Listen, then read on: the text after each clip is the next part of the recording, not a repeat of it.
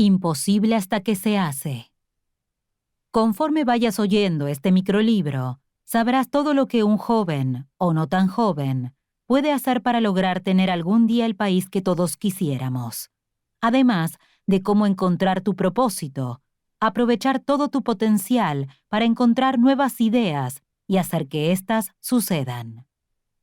Si bien el autor, Alfonso Aguirre, es mexicano y habla sobre su realidad, sus enseñanzas pueden ser tomadas por cualquier persona. Atrévete a emprender el camino. Nuevos comienzos. El autor comienza contando que cuando empezó sus estudios, estaba 100% seguro de que alguien de 19 años podía cambiar el mundo. Y lo sigue estando. Aunque también sabe que lograr un cambio es difícil, tanto en la escuela como en el gobierno y las empresas. Pero luchar por algo en lo que crees siempre va a valer la pena. El autor encontró una frase para hacer que sucedieran las cosas que había estado planeando sin que nada lo detenga. Hecho es mejor que perfecto. Estas palabras resumen cabalmente lo que él sostiene en todo el libro. Se necesita gente decente, discutiendo y arreglando los problemas de los países. El triunfo de López Obrador en 2018 marcó a México, ya que ganó la candidatura a presidente con más del 50% de los votos, algo que nunca había pasado en toda la historia del país. El autor sostiene que no todo depende del presidente. Está el poder ejecutivo, el legislativo y el judicial. Los gobernantes son tus representantes, pero si no saben lo que tú quieres porque no lo manifiestas y además saben que no los estás vigilando, están en completa libertad.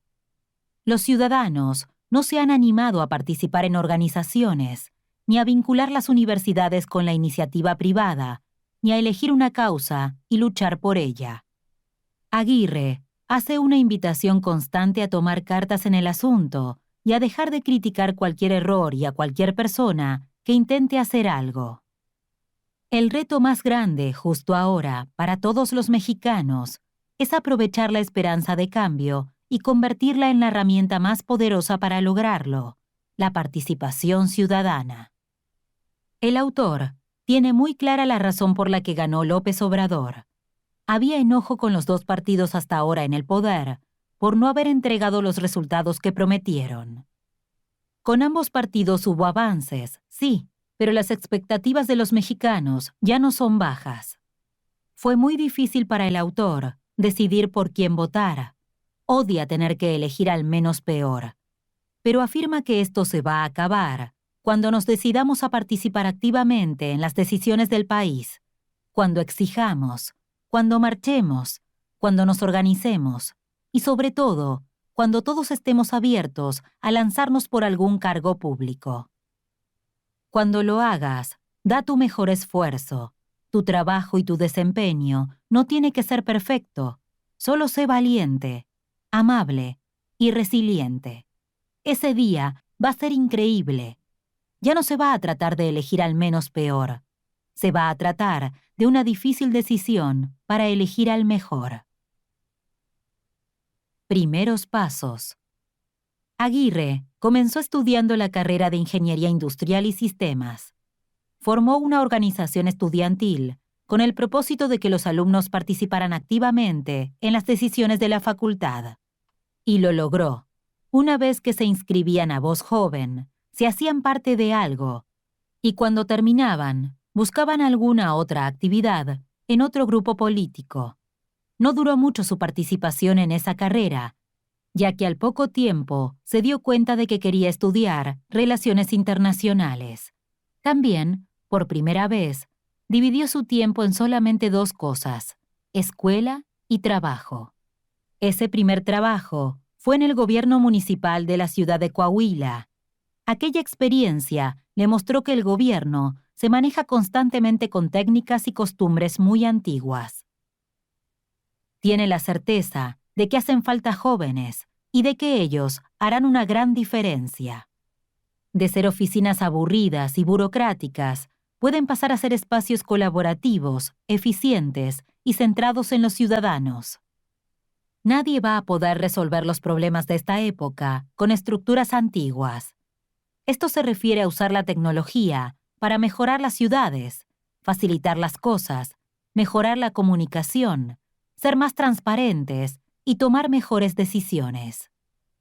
La regla de los 5 segundos que nos acerca el autor trata sobre cómo, cuando queremos hacer algo, nuestro cerebro empieza a pensar en razones para no hacerlo. La próxima vez que quieras hacer algo, haz una cuenta regresiva en tu cabeza, como si fueras a lanzar un cohete. 5, 4, 3, 2, 1, ¡hazlo!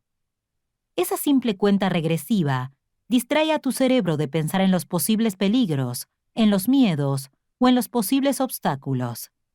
De nada sirve que tengas buenas intenciones si no hay buenas acciones. Poco a poco, el autor se fue dando cuenta de otra cosa. Si estás ahí, es porque perteneces ahí. Es tu trabajo decir las cosas y hacer que funcionen lo mejor posible. Siempre va a ser una buena estrategia hablar y decir todo lo que piensas. Ese es tu valor agregado. Tu experiencia y todo por lo que has pasado van a definir tus ideas. Y se necesitan. Por eso alguien confió en ti para que estuvieras ahí. Si estás en un equipo, es tu trabajo hacer que pasen las cosas lo mejor posible. Aguirre fue 2 meses a estudiar a Polonia. En la Universidad de Varsovia tuvo a los maestros más inspiradores. Estudiaron temas como multiculturalismo, migración y derecho internacional. Allí descubrió que el 51% de la población mundial tiene menos de 30 años. Pero de los miles de congresistas, representantes y personas con algún cargo público, solamente el 2% tiene esa edad. El viaje a Corea. En otra oportunidad, el autor viajó a Corea a estudiar unos meses. Luego de que en una clase el maestro preguntara quién creía que participar en política era malo, y todos menos Aguirre levantaron la mano, el autor del libro les preguntó a sus compañeros el porqué de esa respuesta. Le explicaron que no es lo mismo que no te gusten los políticos que no participar y estar informado. No confiar en ellos ha hecho que los vigilen y les exijan más. Y le recordaron lo que había pasado justo antes de que él llegara. Habían destituido a la presidenta Park por un caso de corrupción. Los coreanos han vivido bajo la cultura de menos es más. Esa forma de pensar está presente en todos lados. Se han sentado a hacer planes y se han enfocado en lo importante, en lo eficiente, y se han mantenido concentrados en terminar los pasos o las etapas de ese plan. La sorprendente y rápida recuperación de la guerra que tuvo Corea a partir de la década de los 60 fue gracias a la mejor inversión que hicieron.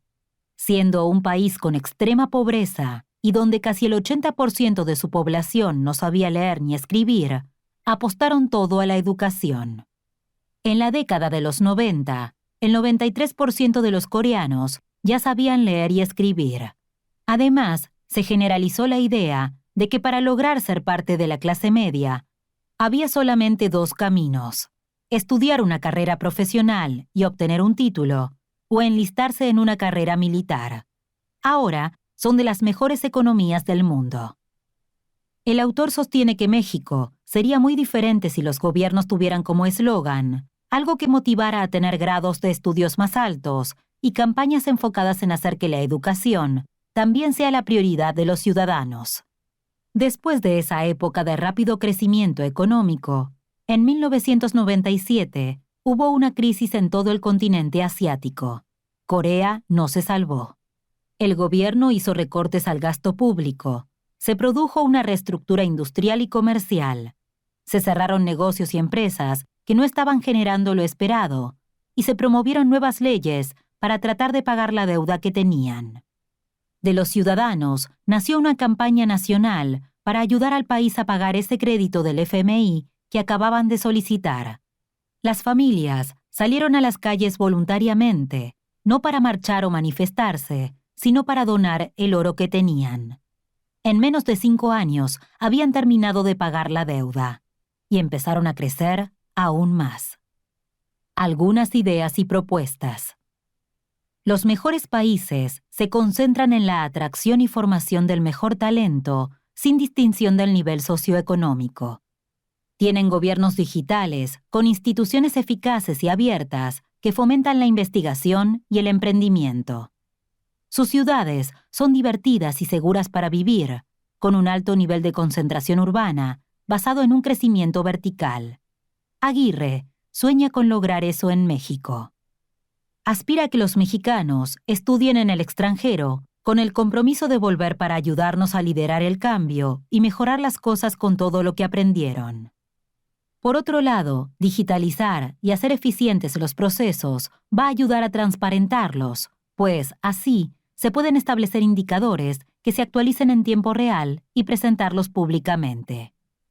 Las universidades, empresas y centros de investigación deben incrementarse en calidad y cantidad, pero también estar entrelazados y generar innovaciones de todo tipo.